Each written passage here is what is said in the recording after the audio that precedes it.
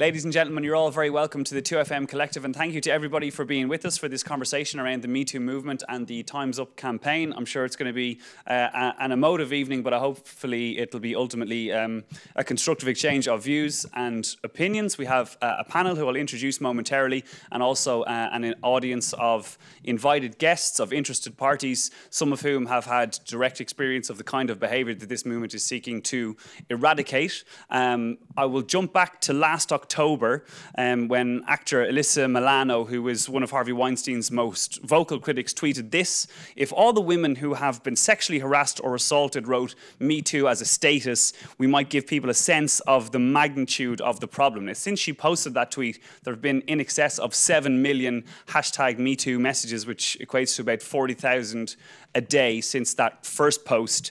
And already this campaign has claimed the scalp of, I suppose, the most obvious famous touchstone, Harvey Weinstein, and many other men, and has served as a rallying call against sexual harassment and a massive recalibration of how society treats women. At the same time, there has been something of a backlash, maybe not with the same ferocity, but very vocal all the same, saying the fear of false accusations is present. Trial by social media has ignored due process and has called some people to label this movement a failure. Here to discuss these issues and many more, I'm joined by barrister and Fine Gael councillor Norma Salmon, journalist Larissa Nolan, comedian and podcast host Alan Maguire, and Amy Crean of the Literary and Historical Society in UCD, who has been instrumental in their debates and movement around the Me Too issues. First of all, we'll go to Larissa. Larissa, hello. Hello. You think, for all its merits, that this movement has failed? I do. I think when you have the likes of, our best feminists such as Germaine Greer, and you have people like Margaret Atwood criticising it and finding serious fault with it, I think we have to listen to those people, and then we know that we've passed a situation where this is doing more harm than it's doing good. And apart from the fact that they've decreed it has failed, why do you personally believe that's the case, beyond their endorsement of that standpoint? Yeah, no, I thought this before they said it, so I'm glad to hear that they did say it. I think it's pernicious, I think it's corrosive, I think it is regressive, I think it's damaging to the feminist movement. I think it is patronising to women. I think it is harmful to victims and to society's perception of sex crimes and sexual victims and what they are.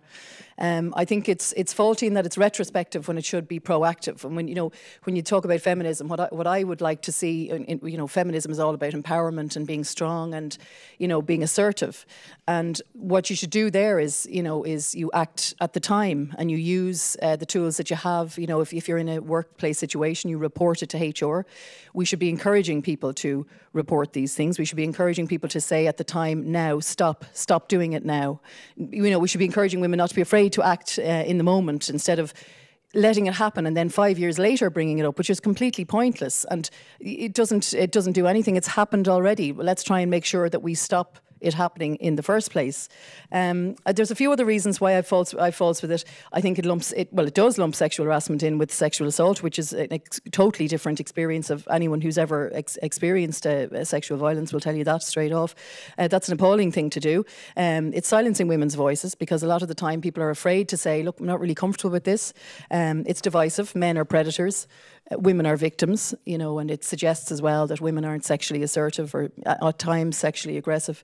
I don't think it gives any redress to victims, but for me, the biggest problem that I have with it is the fact that if you support this, you by definition do not support the fundamental right of the human right of the presumption of innocence.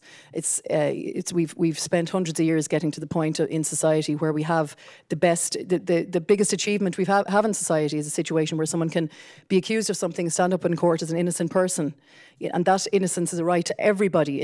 You can't have a situation where people can't have that right. It's an essential safeguard. It's a basic tenet of Irish law. It's fundamental. It's a human right. We cannot go back to medieval justice, and this is what this is driving us back to. It's bordering.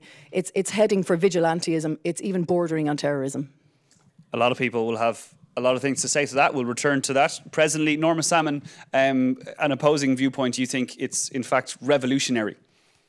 Yeah, absolutely. I suppose I'm taken a bit aback, which I'm sure is Larissa's whole point of using those provocative words. But I think that this has been bubbling beneath the surface for years. I think we've had we're talking about feminism now in a way that we weren't before, and by seeing this movement come forward, we're bringing the conversation to everybody. And I think to say somebody is the best feminist, like, or to box feminism in different ways and say that someone's view is more legitimate than somebody else's, I think is wrong.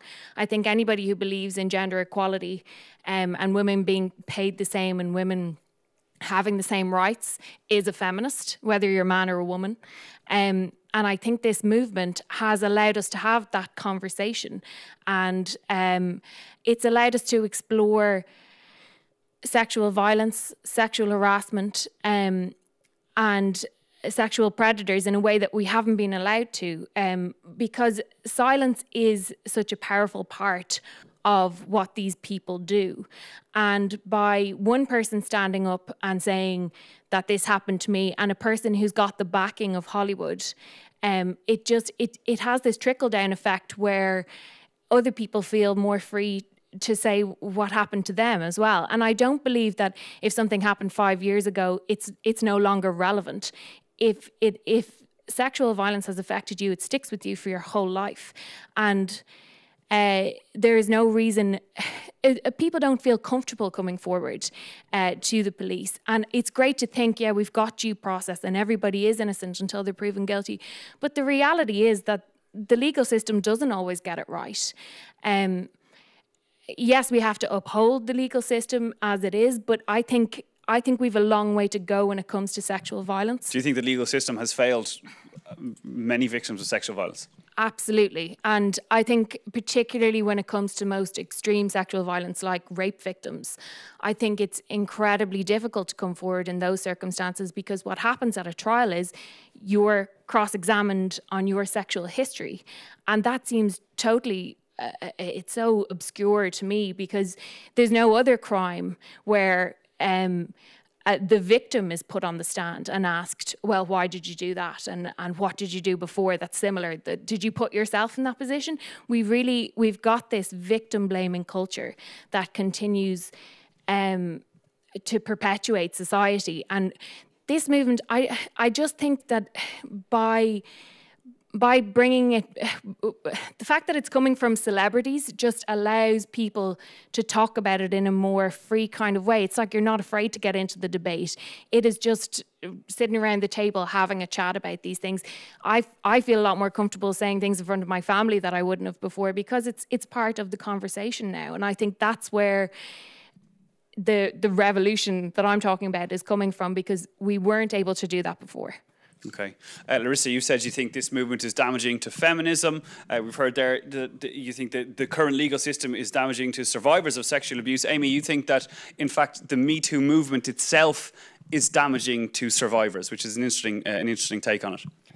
Yes, I would say that the way in which it's damaging to survivors, I would see in a different light. I don't think it is terrible for people to come forward years later. I think that's actually been quite fantastic in terms of empowerment. My issue in how it fails to support survivors is this didn't start as a movement. It did start as just share your story, and then it unfolded into something bigger than was anticipated, and now there's this massive burden for so many people who came forward and did share very vulnerable stories, who aren't celebrities, who don't have as much social capital or power to utilise to their advantage, and instead they are being scrutinised and they're being expected to be spokespeople for what is now a movement. So when so many young women and women of all ages came forward and said, this happened to me, me too, now they have to defend their own story and their own narrative, but also the narrative of so many other people. And what I would like to see from Me Too is it channeling all this energy from the conversation. Awareness isn't enough, and channeling it into something, what do you do now? I don't have a problem with the retrospective nature. I think that was a very necessary component of unfolding this conversation, but I do agree that we need a more proactive element. What happens now? What if you only through these stories recognise that you've been assaulted? What is the next step? Because people haven't been given a next step. Instead, it's unfolding before you, and you're part of this massive discourse. And I do think there's a benefit, as was pointed out by the celebrities coming forward, in that now so many other people feel that they can tackle the conversation that they wouldn't have been able to before. But there is a flip side to that, in that if you haven't come forward with your story, people are discussing it anyway, and you can't switch it off. And obviously sexual assault is something so personal and so traumatic that for anyone who has to now relive that every single day, there's no tools being given to them. It's on TV, it's on radio, it's in the conversation at the dinner table with your parents. How do you step away from that? What can we do for them? Okay, thank you. And Alan, finally as well, I suppose a lot of this movement is aimed, I mentioned earlier, recalibration about how men treat women, their place in society, and examining of attitudes. You think that the movement, in spite of the fact you hate the stories you see, you think the movement is a massively positive thing for men? Yeah, I think for so long, women's experiences and opinions have been dismissed and minimalised. And we're kind of seeing a move now towards believing women by default instead of doubting them, which I think is a very big thing to come out of this. And we're seeing men being held accountable for stuff finally as well. And Larissa said that sexual harassment and sexual assault aren't the same thing, but they're on a spectrum. And so not all these things are illegal, but they're still wrong. And now that people are coming forward with these stories, we can talk about these things and say, yeah, I can't bring you to court for this, but it was still crappy that you did this. And it'd be better if nobody did this anymore. And I just think a lot of those kind of behaviours that aren't illegal get dismissed as like boys will be boys, or it was just a bad date. But like now people are empowered to say, well, why has society let boys become this way? And I think men need to listen more, and this is so many women are telling their stories, and it's up to men. The change has to come to men. Women need to change nothing about what they're doing.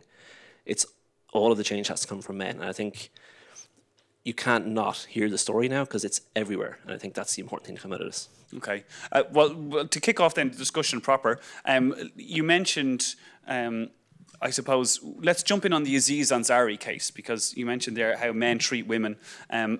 Harvey Weinstein and his behaviour was so freakishly cartoonish, it was so easy for everybody to condemn him, and I think most people took glee in seeing him fall. The Aziz Ansari case was a little bit less black and white, and it divided opinion spectacularly. If people are not familiar with the story, a very short recapping: Aziz Ansari, famous US TV actor, won a Golden Globe, and a couple of days later, a lady published through babe.net, the website, an anonymous recounting of a date that they went on. They went for dinner, they went for drinks, she went back to his apartment. She said he made very sexually aggressive overtures towards him, and she left very upset. They did engage in what he said was consensual sexual acts. She said they were also consensual, but she felt pressured into going to that place. She wrote an account of the date. Some people said that that was one of the most damaging things to happen to the movement, because it really blurred the lines between what is said are very black and white cases and what is open to interpretation.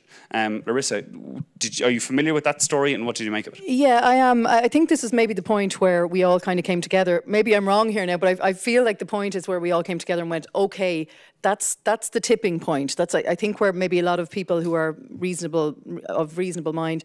I just before I get to that, I just wanted to make a point. I wasn't saying it was pointless for people to come out 5 years later. I wasn't saying it was bad or terrible. I was saying it was a pointless thing. I prefer to see action for victims rather than sympathy. I think we serve them better by acting, and acting action involves stopping it happening in the first place. But anyway, back to Aziz. But that movement has to start somewhere, and surely this is the start of a process that will hopefully lead to that. Like, if the courts can't provide that now, as it would appear they can't, because so many victims would say they've been failed by the courts. Well, they can't, but that's because, sorry, I'm slightly going off the topic here now, but that's because, as it's such a serious crime as well to be accused of or to be convicted of, that it has to be taken very seriously. I think we do a great service to women if we support them, and if we say, I am going to support you, I'm going to help you go to the Gardaí, I'm going to help you through this ordeal. It's not going to be easy, it's going to be difficult.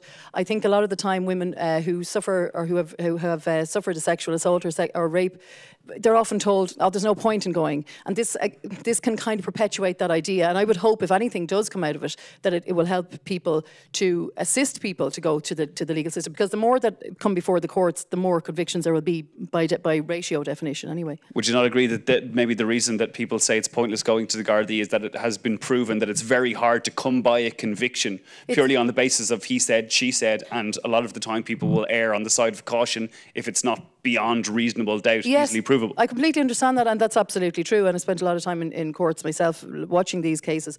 But I mean, it's Germaine Greer explained this. She said that it's too onerous a task. The tariff is too high. But there may be other ways we can look at dealing with that. I mean, she, for example, spoke about having a more comprehensive law around sexual assault, a kind of a spectrum of sexual assault, instead of trying to go for the rape conviction. She was kind of suggesting that we should maybe look at that as an option. There are ways around these things. I do believe that bringing that person through the court system, making them answer questions, getting them up in front of the Gardaí, grilling them I'm talking about, by the way, I'm talking about the accused. I think that in itself can be something, you know, it can be a way of stopping people from doing it again. I don't think that public shaming stops rapists, for example, who are just the most evil people in society, completely inhumane creatures, have absolutely no concern about what anyone thinks. I think, obviously, what teaches them, if that's for want of a better word, apart from a conviction, even dragging them through the process is something, it's a start. I mean, we don't name victims down here. Can I just clarify though, down here. Were you suggesting that people should minimise the charge in the hope of securing a conviction, even if they feel so? No, I'm not suggesting that. I'm saying that's one of the solutions on the table that was suggested by Germaine Greer.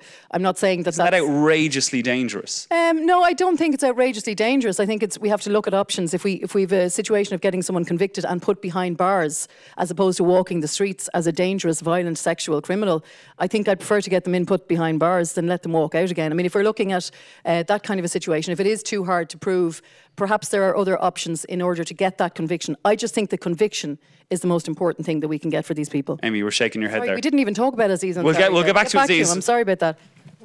Yeah, I would disagree with just the whole attitude of black and white. I think, and this does tie very much back to the Aziz story, that I think the reason that was groundbreaking is it doesn't actually help anyone on any side of this debate to frame it as black and white. I think that's been one of the major issues. What Me Too has done, especially for survivors, is to acknowledge and legitimize experience that sometimes you weren't so sure about. Like, people reading that story with Aziz are suddenly like, okay, when I felt coerced into this situation that made me feel unsafe, that made me feel uncomfortable, that I didn't feel good about it the next day, but I didn't know what to do. And like, it wasn't violent enough that it kind of in your head resonates as it is that word, it is that situation. And I think that's absolutely crucial. I think that it is a spectrum, and that boxing it off as sexual assault is this one thing. Like, we've worked so hard, like the feminist movement as a whole, to debunk the myth that it is the stranger in the bushes. It is so often a friend, it is so often someone you know. But more than that, it is so often not a situation where you are trying to physically fight them off. And I think that that's been something that's been echoed in feminist sentiments and in like landmark court cases where we finally changed, in certain jurisdictions at least, that it's no longer about just saying yes. It's no longer about just not saying or saying no. Sometimes you don't say no because it is, you know, it's something that is so frightening and you don't know what that will achieve, and you don't want to make it more of an aggressive situation. It has to be active and enthusiastic consent. And I think that framing it as sexual assault and rape are these terrible things and they only look like this and they only happen to a small minority of people, that doesn't help anyone. What's actually crucial, and I think this is in line with what Alan said as well, is men need to recognise, primarily men, that their behaviours sexually are entitled and they can be scary in ways that they don't notice, and it is a spectrum, and we need to interrogate that. We need to have consent classes, we need to have conversation.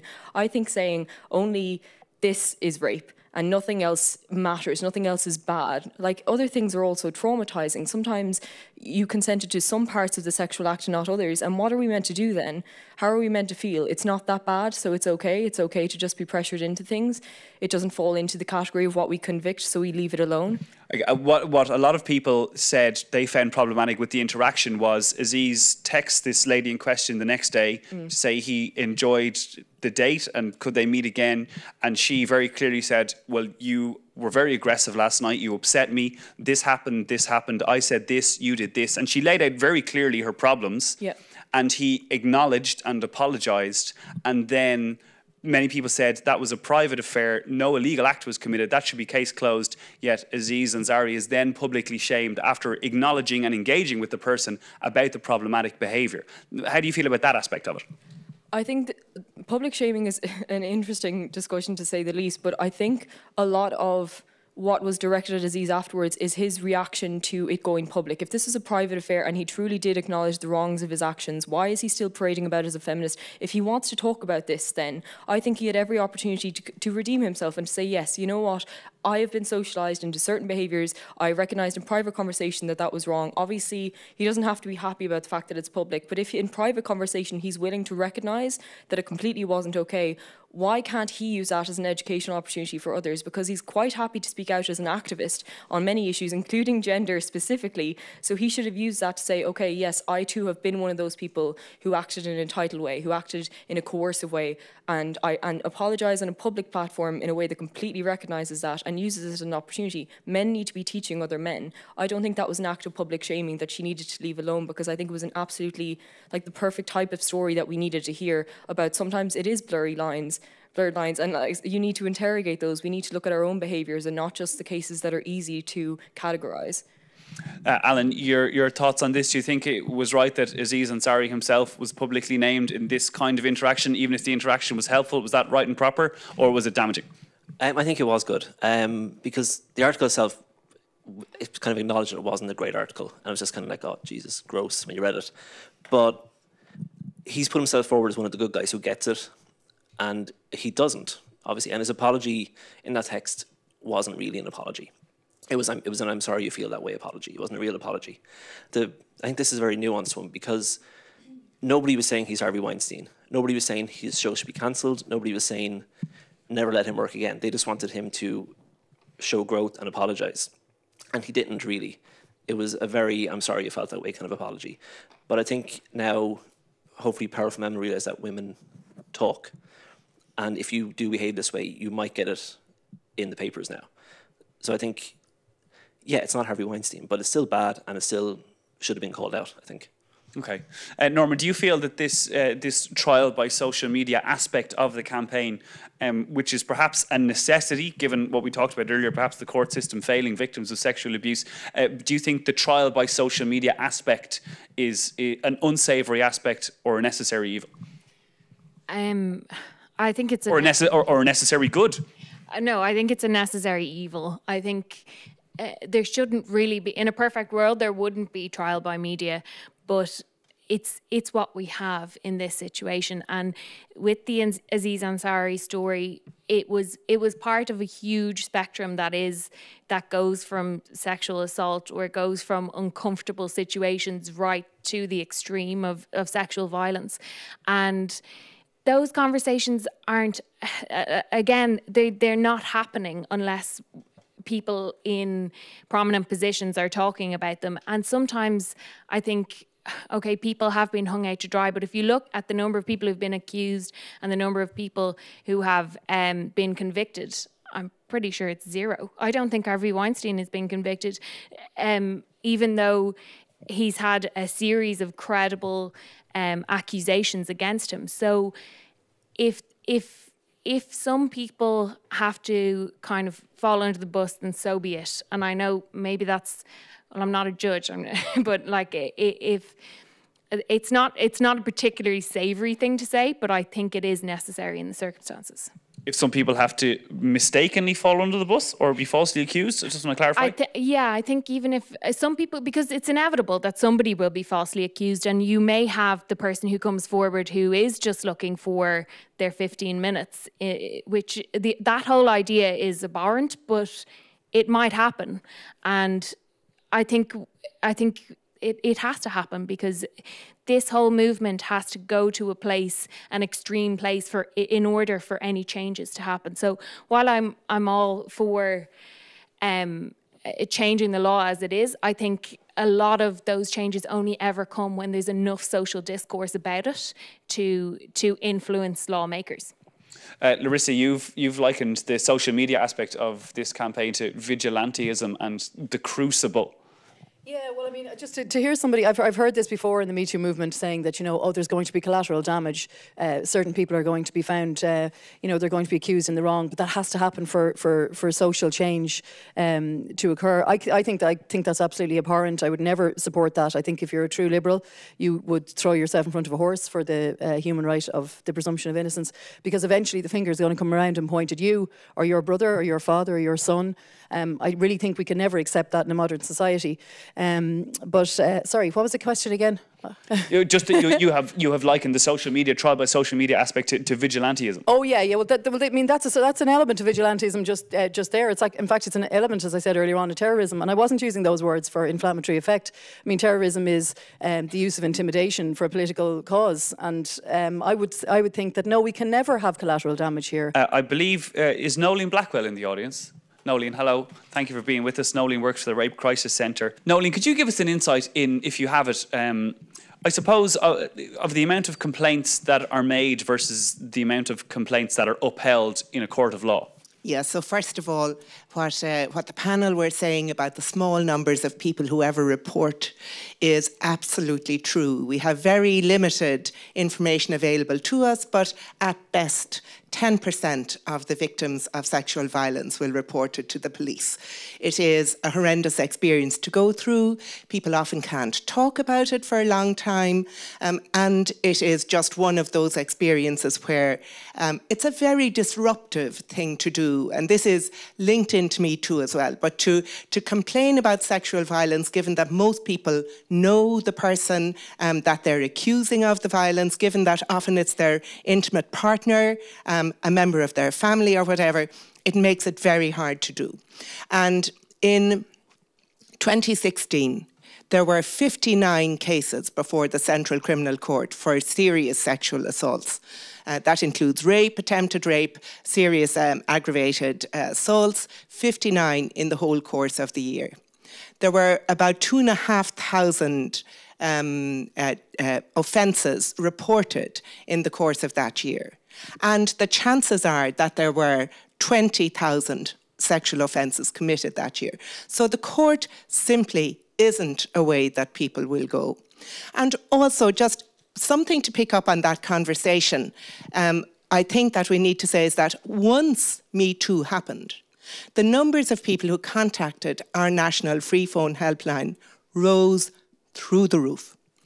People who had been afraid to say anything for a while, to use Alan's phrase, the default position became belief, not a query. People contacted us who said, now I can say this because I know others are in the same position. The sense of isolation went away. The sense of not being believed went away. Now, they were only phoning our helpline. They weren't accusing anybody, or if they were doing it confidentially. I don't know what that was about. But it was a really important change for people. And the numbers have stayed risen. There is a sea change happening as a result of the Me Too movement. People are reporting. And they're not reporting it to go to court very often. They're simply reporting it to have an acknowledgement that it happened. And for most people with sexual harassment, they just want it to stop. They don't necessarily want to take a case. It is not exactly the case that sexual harassment is not the same as sexual assault. An assault is putting somebody in fear. Harassment is putting somebody in fear. So they're on, as somebody on the panel said, the spectrum the same way. But what this is doing is giving people a way of recognising they're part of a set of violent acts that they could not talk about before, and now that they are able to talk about. I take Amy's point that there's something about what we do next out of this, because this has been like a dam where people have held hurt and harm that they suffered for far too long, and they are now getting the opportunity to say it. How do we make safe ways for them to say it into the future? That's something we do have to change as a society, and it involves a change in how we look at sexual assault. We can't anymore say that was a serious one, and that's I, a man, or I, an objective judge, say that was serious and that was not, because we now have to look at the impact on the person who is affected as well. So all in all, that the Me Too movement has created change in this country, and we know it because people are contacting us. Actually, not all women, some men as well, are reporting Me Too. Nolene, thank you. Larissa, what do you say to that then? If over 20,000 potentially sexual assaults, the courts simply not providing the kind of justice that the victims would like to see, would you still object so strongly to the point that if somebody is to be falsely accused, that's a reason to go, no, this is a major flaw? No, yes, I would. I don't think that one negates the... I don't think you can say this is more important than that. I think both are really important. I can't overestimate the importance of the human right of the presumption of innocence. I think it's fundamental, and I think that everything will eventually fall apart if we lose that. There has to be some way that we can bring the two things together, because I'm delighted to hear from the Nolene saying that it has resulted in more people calling in and more people reporting. I do think that, you know, no, I don't think the way about it is to. What is the solution though? Then what do you see if the courts can't do it and you don't agree with people airing their grievances on social media?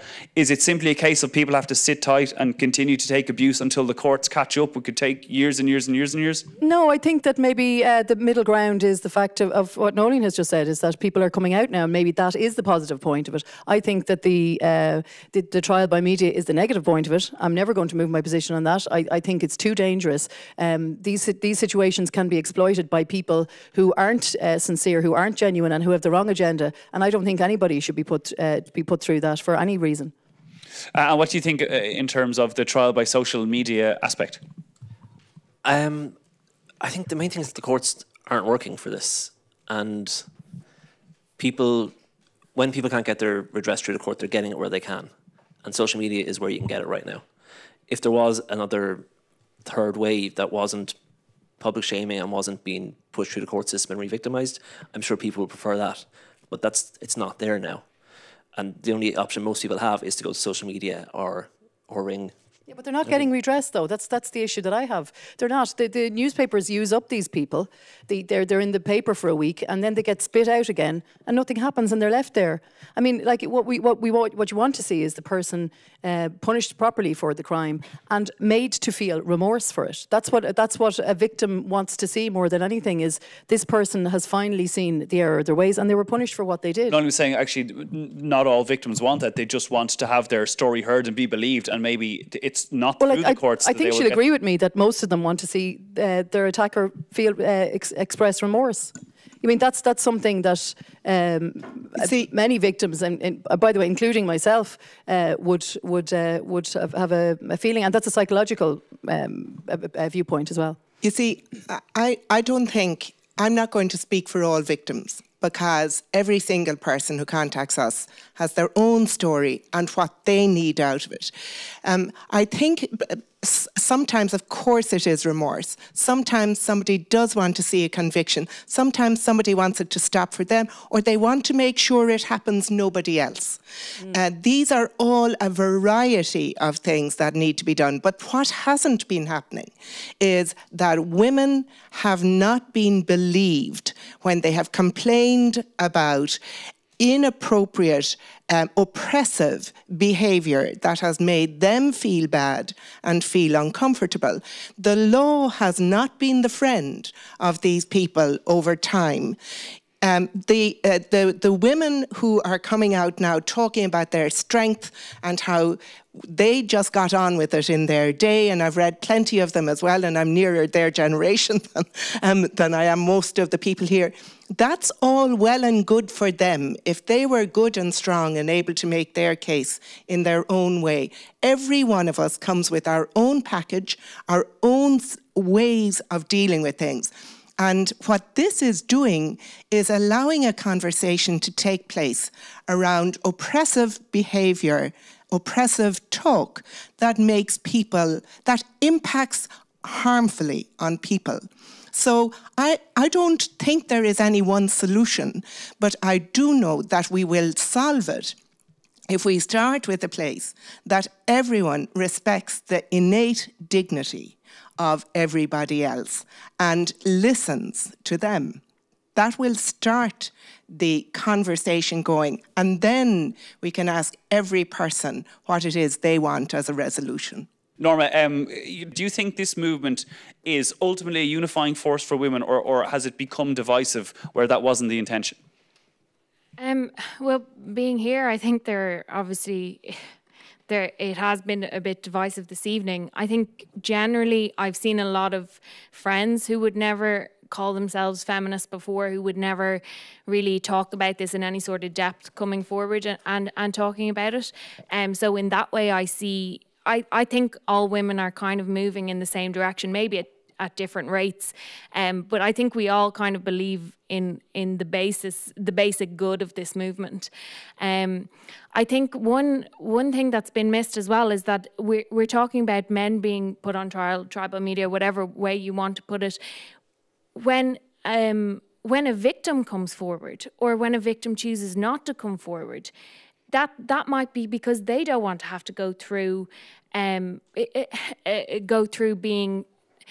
being called a liar and not being believed. And the Me Too movement might not lead to more convictions straight away, but it will certainly lead to more conversations. And to come back to what Alan was saying as well, more conversations by men. Like I found that a lot of men's reaction to this is, oh God, it could be me next, that I'm put on trial, or I'm accused falsely, or any of these.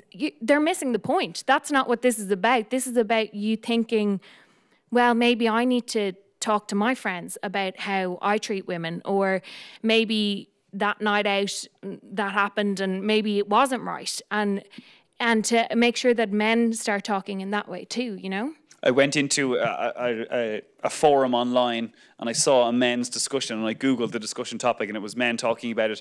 And there was an interesting point raised by an anonymous user, and he said that the movement, I think ultimately he was pro the movement in a real poison den of very bad sentiment. But ultimately what he was saying was the movement succeeds if particularly men, I've said it many times, but recalibrate how they approach women, how they think about women, how women are treated. But he was saying that should be the victory. So should you be allowed then, should you be forgiven for previous transgressions and be allowed to change your behaviour and move forward and contribute to the movement? Or still, even if you have that eureka moment, which is the goal of the movement, should you still be held accountable for previous actions, a la Aziz Ansari, where people have said it's a grey area as opposed to the Harvey Weinstein? I think it might be hard to acknowledge that you have done something wrong without facing somebody and apologising for it and fully going into what happened. So I don't think you can just kind of wipe the slate clean. I think we need to have the conversation about what has happened in the past, because hopefully this will start to peter out and we'll see things like, I remember it being a huge controversy that Trinity students were being taught about consent when they went into college. Like, we should be teaching our kids that at age 12 when we're teaching them about sex. We're teaching them younger, but like those conversations should be happening much younger. We need to teach girls as well, just to be aware of different situations and to articulate when they don't feel comfortable. What about, for example, James Franco, who we mentioned earlier, Amy? He appeared on with Stephen Colbert. Stephen Colbert put some of these allegations that had been made against to him. He sat there and said if there was restitution to be made, he would make it. There have been no criminal charges brought against him, as far as I am aware.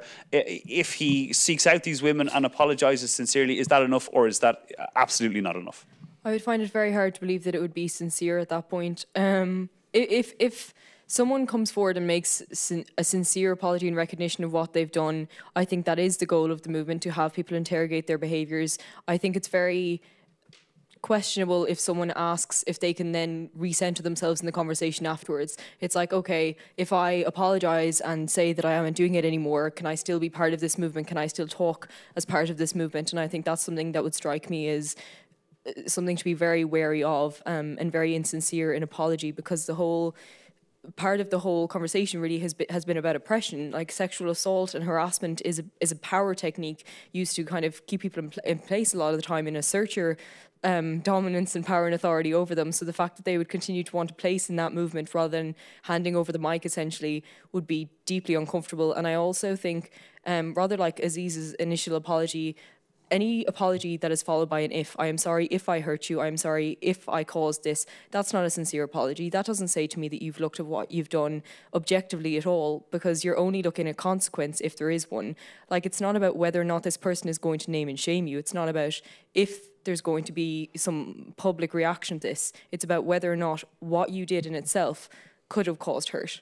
Okay, let's open it up to the floor now and take some questions from the audience. Hello, what's your name? Hiya, Deirdre. Deirdre, you're welcome. Thank you. I just want to say thank you, Norma, for at last acknowledging that let's look at the bigger picture here. And yes, of course, there's going to be negative consequences to any type of movement whenever it happened in history. And sorry to those people who have been accused wrongly and will be accused wrongly in the future.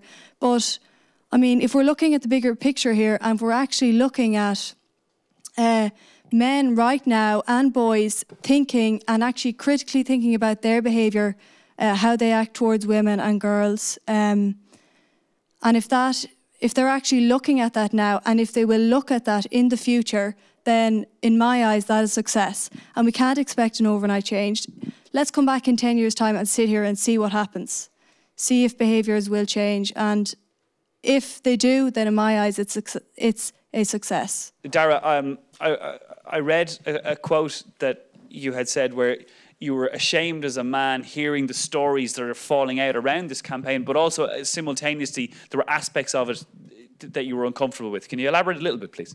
Like yourself going into that anonymous forum where you read that comment and you said it was so toxic in there, sometimes you read stuff and you go, oh my God, do people actually think like this? And one of the biggest challenges that the Me Too campaign has right now is that a lot of loud voices that are online, on Twitter particularly, are anonymous, agenda-driven accounts that shouldn't have the same respect paid to them as women who are telling their story. So I'm a 16-year-old, okay. If I were a 16-year-old in Limerick listening to this show right now, 16-year-old male, I'm wondering, does this apply to me? How does this apply to me? What should I learn from this? And the one thing that you need to learn from this is behaviour that you may have seen previously depicted online or from movies or from your friends is no longer acceptable. And now women are here and they're using their voices to help educate you. This isn't an anti-men campaign. This is an anti-men doing bad things that they shouldn't campaign. So going back to your question, I think one of the biggest things about this has been, I've read so many cases of women being uncomfortable about men's behaviour or had things done with them, and I've recognised where I've seen that or seen that done and I've done nothing, or I haven't raised my voice, or I haven't said anything. And another of the biggest challenges that's online, and we should really be careful here and say that online is very, very different to real life. But another big challenge is we are using the word woke, as in a man is woke if he is a feminist, or a man is woke if he believes in these equal rights, as almost an insult in certain cases. And we shouldn't. We just shouldn't. We should be celebrating the men who are prepared to get behind women and say, do you know what? I'm with you. I am going to talk to my friends about the language that they use. I am going to talk to my friends about the bad stuff that they're putting on WhatsApp or on Facebook. I'm going to talk to my friends if I see them behaving badly towards women and say, that is not on. And do you think it's up to individual people to take that responsibility on themselves, the young 16-year-old listening in Limerick, or is it up to a kind of a new state syllabus, a kind of a government-imposed new set of moral standards? I think it's up to everybody. I think, as Amy said, sexual consent classes are a brilliant thing. And this, I suppose one important thing about listening to the Me Too movement is this conversation has been going on for 20, 30, 40, 50 years and before. Let's start with being a dickhead is not a good thing, and open out what that actually means. As a closing shot, Alan, what will you take from, one, this conversation, two, this movement, and what is the message you'd like to send to other men? Joanna Burke, who started the movement originally, her stated aims are for the backlog of rape cases to be cleared and for consent classes and sex education to be expanded. And I think that that covers everything we've talked about, where rape cases get covered properly, men learn about consent at an early age. I think it's going back to this 16-year-old in Limerick that we're all obsessed with. There are things he can do.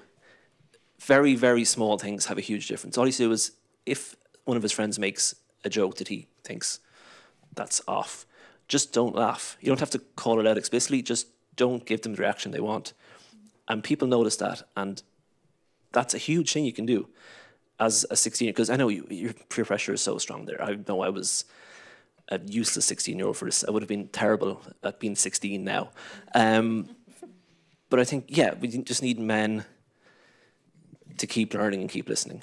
You said, well, there are aspects of this campaign that you find, or this movement you find unsavoury. What positives do you take from it, and do you think ultimately it will change society for the better? We're hearing from women now and we're listening to them and we're all looking in the one direction. And I've been concerned recently that we are not looking in the direction of children as much as we should be anymore, because there are people who are silenced by the situation that they are in.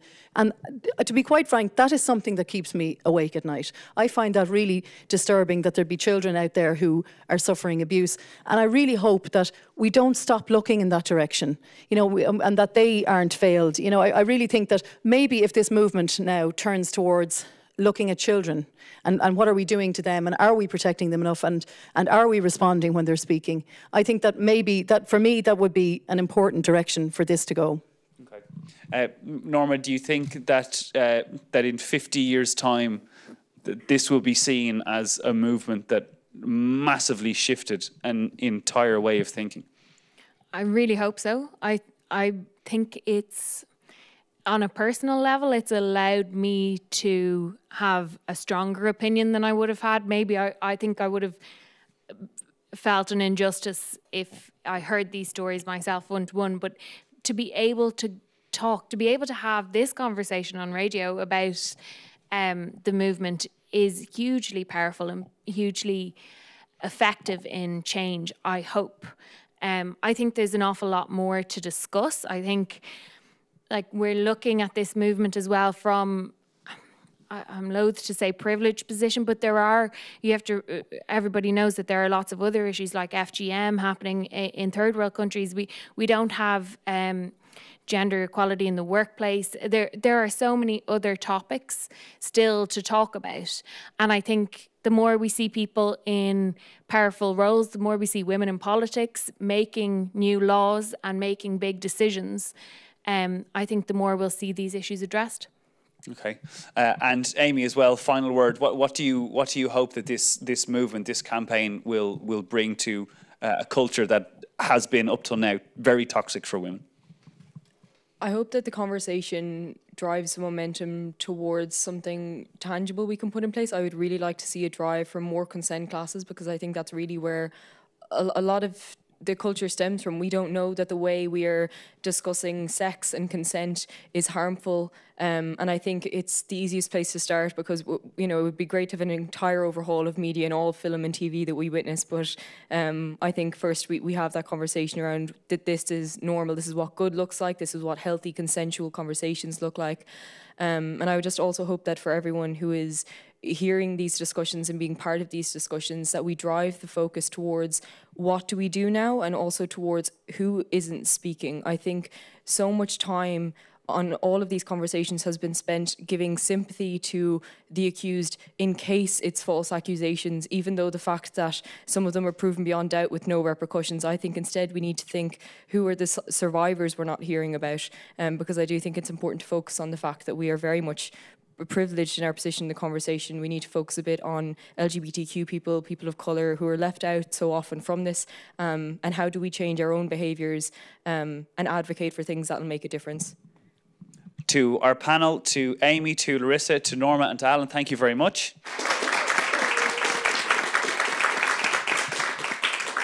I'll read one tweet here that says, there were 10,000 years of men doing whatever the hell they wanted with few repercussions. There's been 6 months of people taking women a bit more seriously, and a lot of people have convinced themselves that this has gone too far. Maybe that might be a tweet that will cause a little bit of introspection for some people. Again, the number for the Rape Crisis Centre, the national 24-hour helpline is 1-800-77 88 88. That's 1800 77 88 88. This has been the 2FM collective conversation on the Me Too movement and Time's Up campaign. Thank you very much to our audience for being with us, to our panel once again. Good night.